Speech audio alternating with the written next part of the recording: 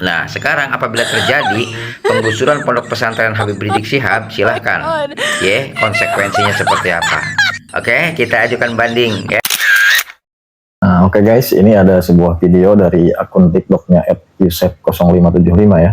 Ya, mungkin dia seorang mukibin itu istilahnya ya, yang merasa gerah karena terdapat informasi bahwa pesantren HRS di Megamendung akan dibongkar.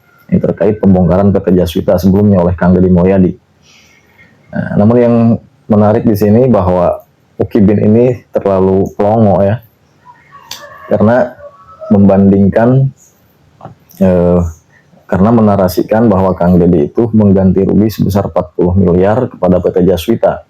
Padahal kita semua tahu Kang Deddy itu tidak perlu mengganti rugi terhadap Haibis Fantasi yang dikelola oleh PT Jaswita. Itu setelah dikaji dari berbagai literasi, dari berbagai aspek. Karena itu merupakan kesalahan perusahaan. Nah, jadi ini sangat dongo sekali ketika menganalogikan ketika kalaupun terjadi pembongkaran pesantren HRS itu harus diganti rugi seperti pembongkaran PT Jaswita yang dia sangka itu Kang Deddy mengganti sebesar 40 miliar. Dan kalaupun Kang Deddy harus membongkar pesantren, itu saya kira Kang Deddy lebih arif dan lebih bijaksana. Beliau tidak akan serampangan karena beliau itu sifatnya tidak mau merugikan orang lain. Apalagi ini yang namanya pendidikan. Jadi ini terlalu mereka terlalu mengedepankan suudzon kepada gubernur kita. Yuk kita simak sama-sama ini bagaimana celotehannya si Mukibin ini.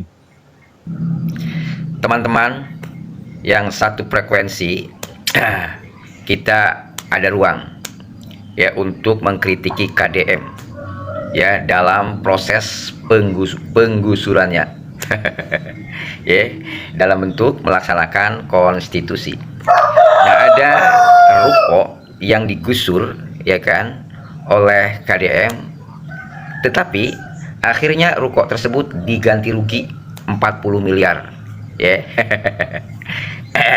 Nah, kemudian kita bandingkan ya, jika KDM jadi menggusur pondok pesantren Habib Rizik, silahkan. Jika kita lakukan banding berarti harus relokasi. Seandainya tidak boleh di PTPN.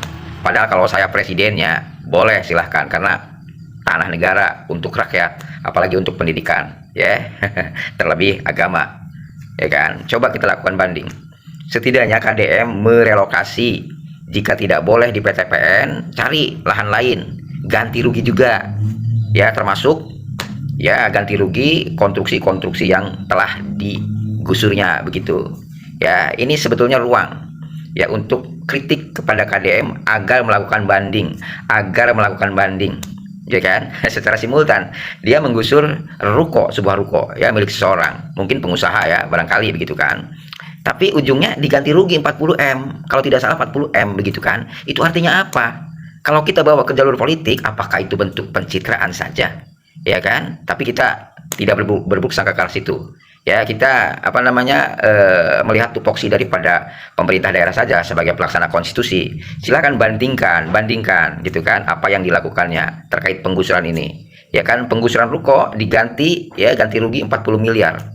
Nah, sekarang apabila terjadi penggusuran pondok pesantren Habib Rizik Syihab, silahkan ya, konsekuensinya seperti apa. Oke, kita ajukan banding ya. Makasih teman-teman yang satu frekuensi. Bravo, wassalamualaikum, selamat pagi, selamat beraktivitas. Ini lucu sekali kan, menganalogikan dengan pembongkaran PT Jaswita.